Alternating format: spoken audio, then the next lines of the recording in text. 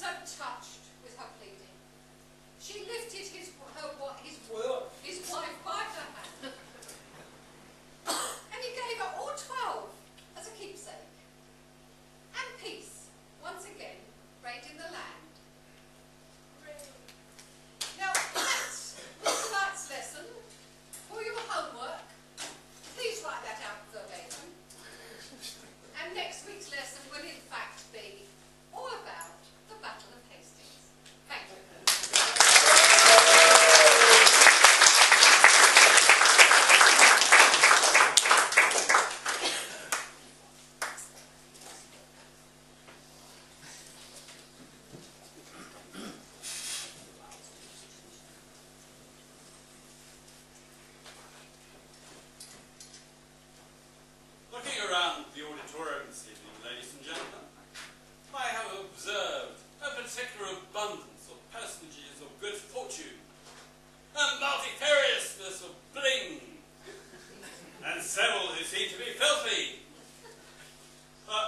Filthy rich. So it'll be with much amusement, I'm sure, that you will now absorb our next humble offering. A doublet of destitution. Those melancholy mates, Flannery and Allen!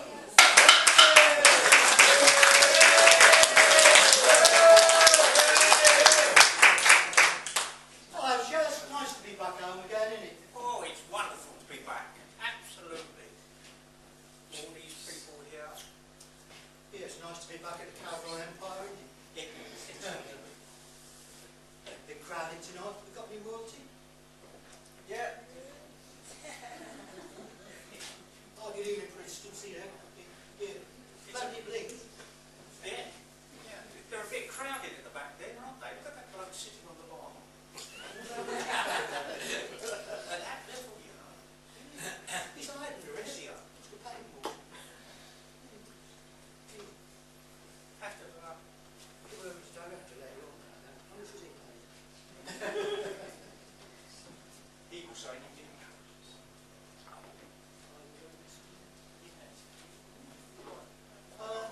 You mind if please?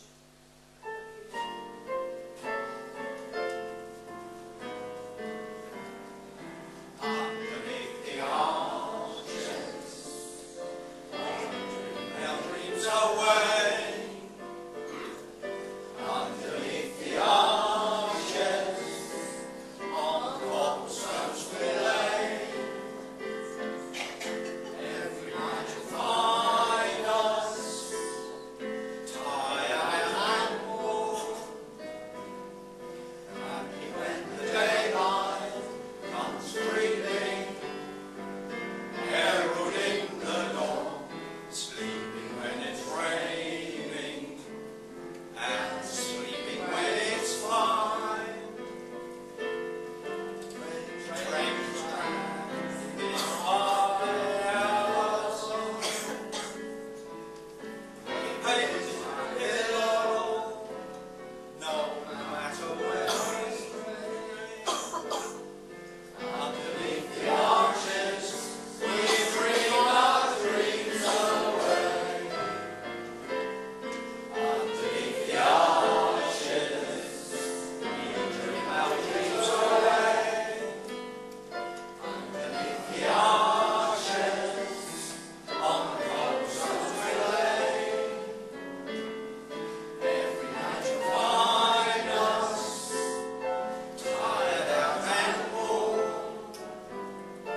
Happy when the daylight comes streaming, heralding the dawn, sleeping when it's raining, and sleeping when it's fine. Trains passing by us, everything's on a pillow, no matter where I stray. Underneath the arches, we dream our dreams away.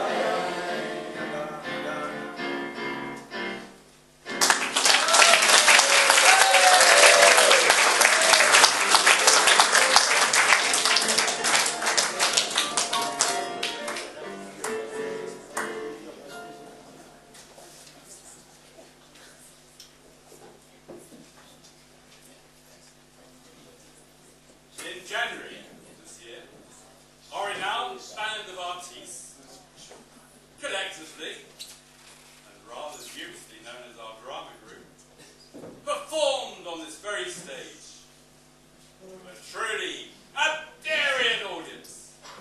A show so astonishing, many said it was almost a pantomime. And indeed it was.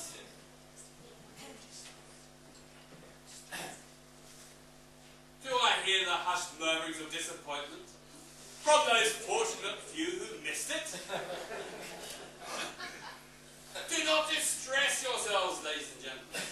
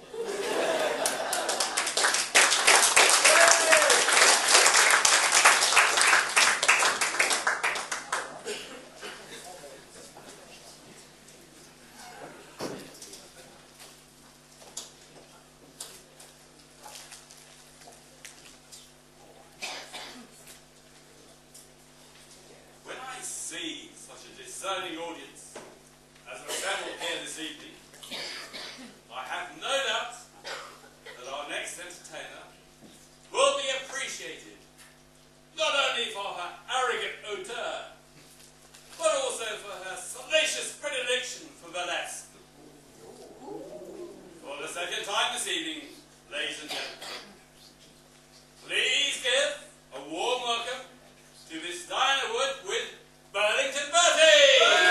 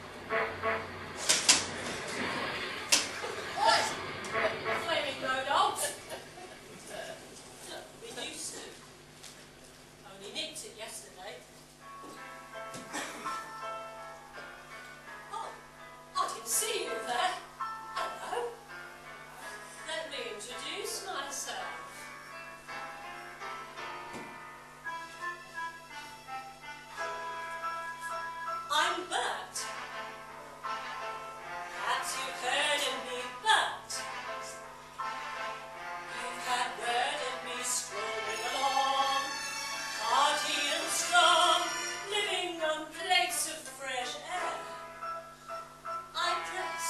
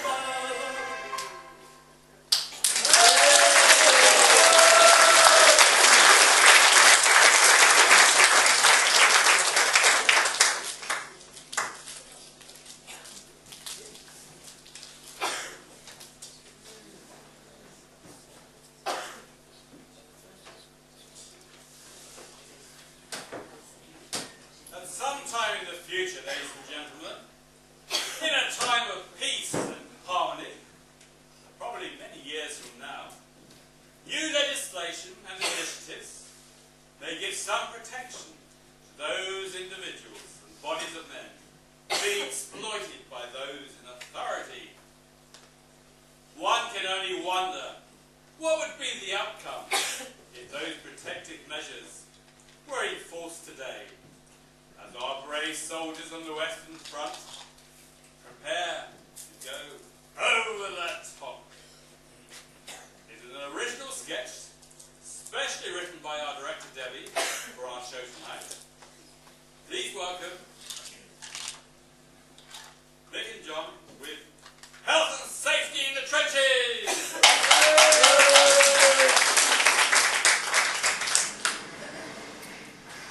Good morning, Captain. Good morning, Lieutenant. Good Lord, Carruthers! Where's your uniform? New assignment, sir. A transfer came through yesterday. Your assignment? What to? Bloody boiler inspector? Not much wrong with steam engines here on the Western Front, sir. Well, just like that, what are you supposed to be, Lieutenant? I am a new health, safety and planning officer, sir. Good grief! What next? Oh well, not long now, Lieutenant. Wrong, sir? Yes, you know, over the top and all that. Well, I don't think so, sir. What do you mean, you don't think so, sir? It's the new regulation, sir. New regulations?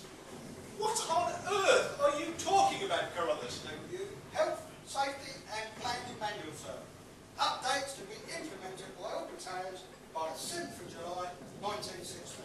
It's just arrived at HQ, sir, and here I brought you a copy, sir. Good God! It must have taken an army of civil servants to write that. Yes, and this is just the bit that deals with warfare, health, safety and planning pertaining to conflict involving the construction of manually excavated terrestrial structures, both above and below ground, which army what are you using? Oh, Would have been better if they'd been over here fighting with us instead of even more paperwork for us. We'd have won the war by now, you know. very likely, sir.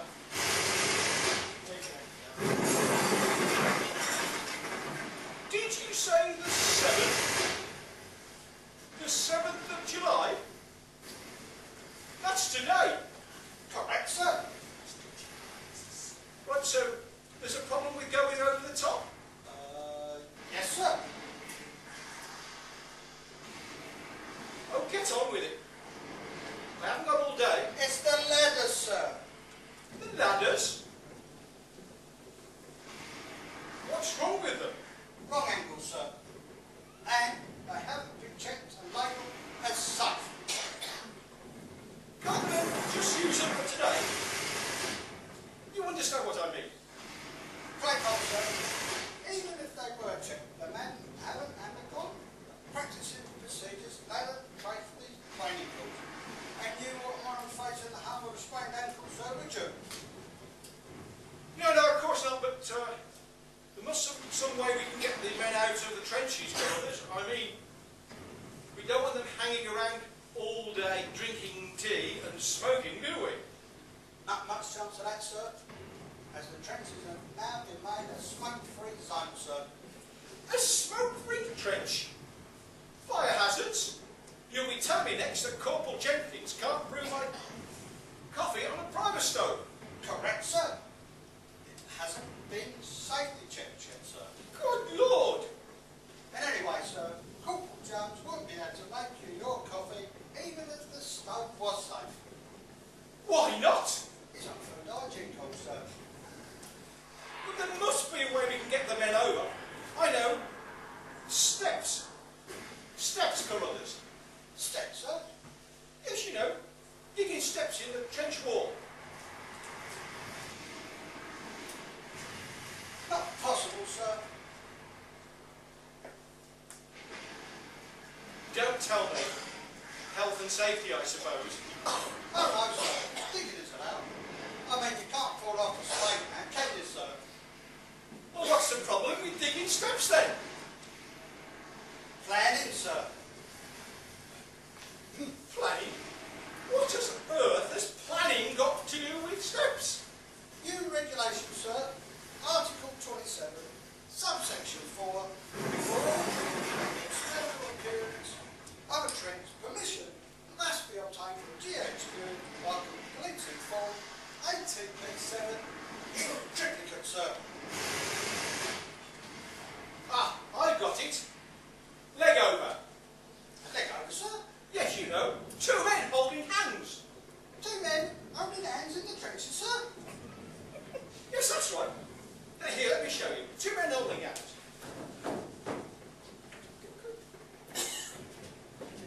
Great eyes.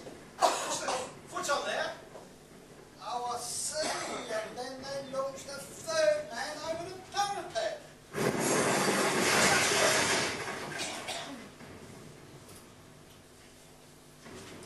Get the men to it now. Get it organised quickly, Carruthers. I really don't think that would be a wise idea, sir. Not wise, Carruthers? Why not? Backs, sir. Backs? Back-strained injuries. The battalion would be liable, sir. Yes, I see your point. But we simply must get the men over the top. The attack is due in 5 minutes. Sorry, 6 o'clock. I wouldn't recommend that, sir. Even if the men could use the ladders. Not recommend that, sir. What on earth are you babbling on about now, Carruthers? This one, sir. Article 12, subsection 7, sir. Bayonets. Bayonets, Carruthers? Yes, sir. You know, those long pointy things that the men put on the end of their rifles. Yes, I know what a bayonet is. What's the matter with them? They're sharp, sir. Of course they're sharp. They're supposed to be sharp. They wouldn't be much use if they weren't sharp. The bayonet is the ultimate weapon for the use in close combat. Whenever our boys, if they ever, get to the height of the trenches. Yes, of course, sir. When our brave boys reach the enemy trenches, but before they get there, sir, they have to negotiate no man's land, sir. And as you may be aware, no man's land is full of big holes and other dangerous hazards. According to this battlefield survey, presents some really serious issues in the form of trip hazards, sir.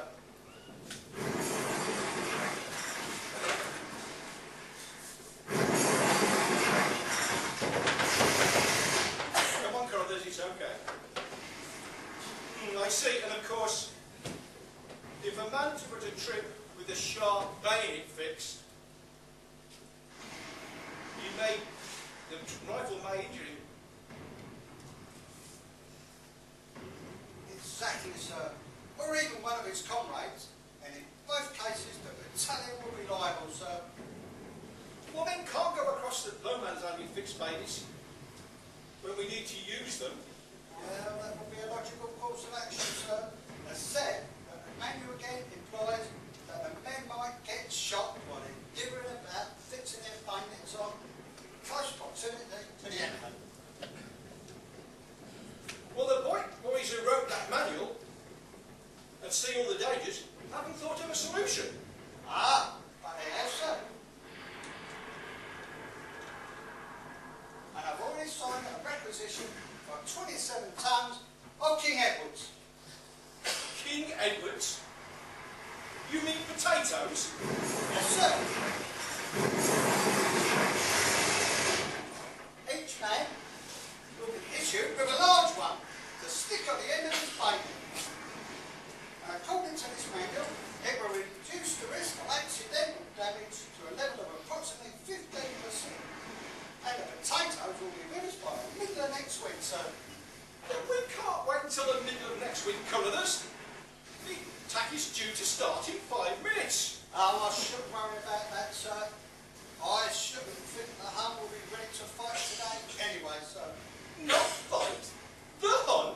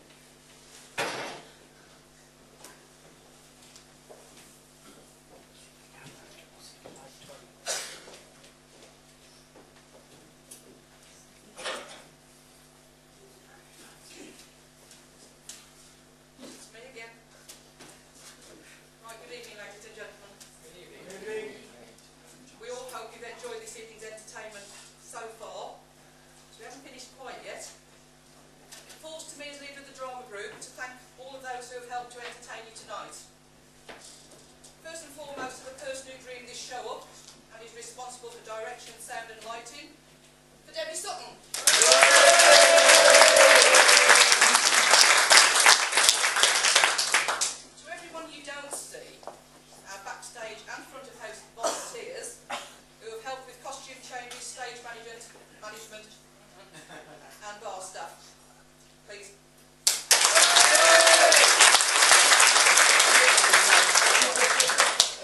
Especially like to thank our pianist, who's been a major addition to our team leading up to tonight.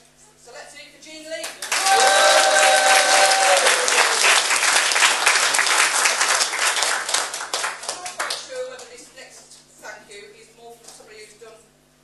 Press gang, but whether he volunteered. But he's done a sterling job tonight as our master of ceremonies. Ladies and gentlemen, Day.